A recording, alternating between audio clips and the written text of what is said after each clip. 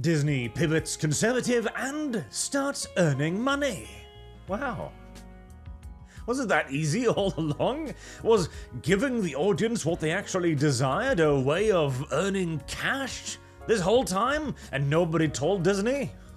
Oh, well, I mean, I feel as if they were told multiple times, and by profitable, we do have to add in a little bit of an asterisk there, as in the last 2 quarters of 2024, they earned under $400 million, and the company's streaming service is currently $10 billion in debt. So, you know, it's a start, but they're going to need to keep this up for just a little while longer before their streaming adventure can be considered an actually worthwhile investment.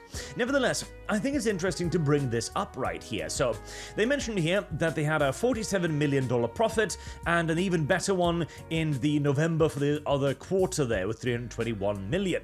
The company still has a way to go to make up for its debt, yes, because that is $10 billion in losses over the last 5 years. Whew. These people were flushing $2 billion down the toilet every year for 5 years. Oh my god. I mean, this is a ratio of profit to earnings that even the government would be a little bit ashamed of, holy hell. And the reason why, of course, is in large part because of them picking up Hulu. And what is Hulu's biggest hit series? Well, it's Shogun. Now, Shogun is the old schooliest of old school television. It is resplendent with racism. Literally, it is steeped in it from bottom to top. The Westerners look at the Japanese and go, barbarian scum. The Japanese look at the Westerners and go, gaijin filth. It's beautiful. I mean, the entire story is in essence a white guy washing up on the shore of Japan and finding their women pretty. And it is a huge success. Now, not just for that, admittedly, but because it is a genuinely good TV show of the old classic stripe. And what else? Well, they cut the cord immediately with The Acolyte. They mention it further down in this rather lengthy article, which we will not go through here in detail, but basically The Acolyte didn't earn any money. I know, shocking, right? God, I mean, to be fair, who could have imagined lesbian space witches selling? I could have, before I saw The Acolyte, that is. And they decided to not continue it. Now, that is crucial, because up until this point, the reason why they've been losing $2 billion a year is because Disney has fervently doubled down on every piece of shit decision they have made. But with Acolyte, it was so obvious that it cost so much more to produce, which is actually kind of shocking, because it's not a very good-looking show either. It didn't even have particularly intense visual effects. So I'm presuming they just pissed it all away, frankly. It's kind of one of the reasons why I look at the Rings of Power TV show and go like, this is the most expensive television show ever produced? This? I mean, hell, the old seasons of Rome looked better. Not to mention the actual original trilogy. What did you do with all of the money? Just wasted away on salaries? What? Eating out? Buffets every day? Jesus. But being able to actually cut off on a profitable project is a huge new decision for Disney that has, as mentioned, been willing to double down on quite literally anything and everything. And they're even taking a far more skeptical approach to Star Wars and Marvel as a whole now. As they mentioned in the article that not only are they going to try and limit the Marvel stuff to 2 a year, meaning that they've kind of realized that it's not the blockbuster machine that it once was. They've spent their momentum. That mainline heroes have pretty much all been Ito Cheetoed or deleted. Now they're stuck with Miss Marvel and not actually Black Panther. Like, yeah, this isn't going to work out very well, and especially not long term. And the same for Star Wars as well. They're excited for the upcoming second season of Andor, which I still don't get what people see in that show, I really don't, but hey, it did fairly well and it received good reviews even on my side of the aisle, so okay, let's give it a go. And they're working on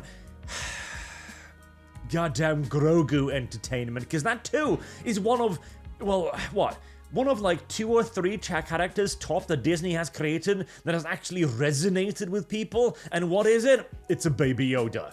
Like, wow, that's That's gotta be the lowest of blows ever, right? And even Skeleton Crew, which is receiving rave reviews, and I've seen a lot of bots on Twitter hype it up, they are very, very skeptical towards it. In this article, they go like, oh, Skeleton Crew, it had rave reviews, and the people that interviewed at Disney are like, yeah, they did, but so did the Acolytes, so, let's actually wait and see some numbers on that. No excitement at all, suggesting that probably the show's ratings are not doing very well. And hey, it seems from what I've seen of it, which isn't a whole lot, to be more of a kids-oriented, non-serious Star Wars, which I don't really know if that's what Star Wars should be pivoting towards. If anything, Star Wars should be pivoting more towards a grounded, serious direction, in my opinion. I want to see Band of Brothers in Star Wars. I want to see Rogue One. I want to see the Clone Wars again. Screw the Jedi, screw the high-flying adventures, all of this nonsense, and Ahsoka Season 2.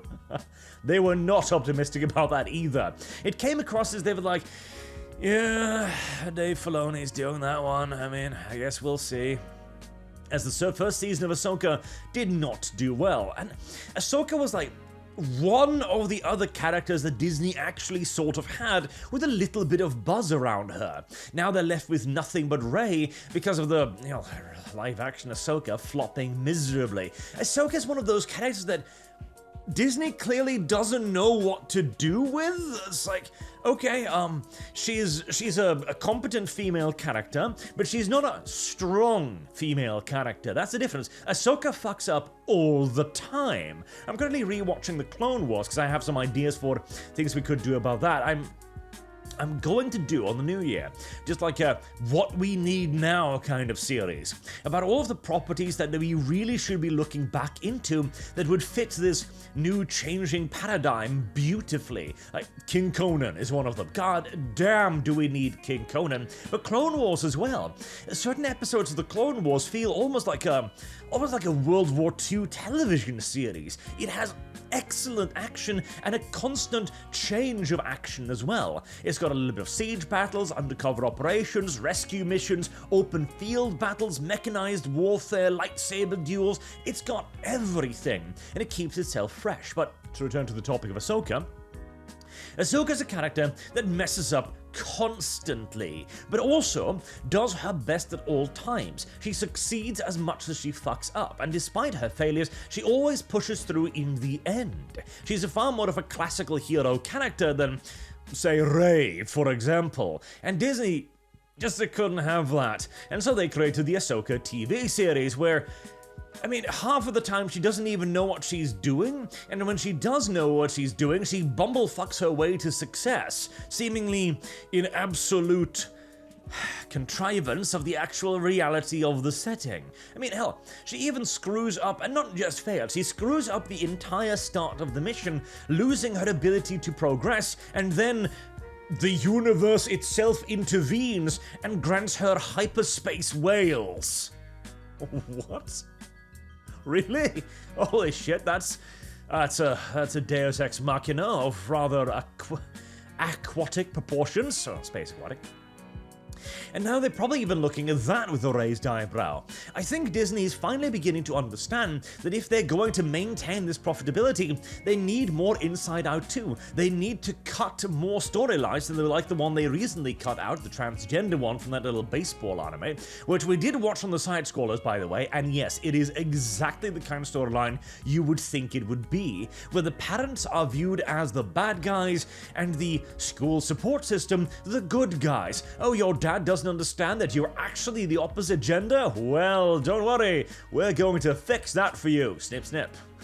Yeah, that's not the sort of thing that's going to fly very well these days, as Disney, along with other companies, are realizing that even the slightest hint of wokeism can potentially sink entire franchises to the bottom of the ocean, and they're getting ever more scared of that seemingly unavoidable reality.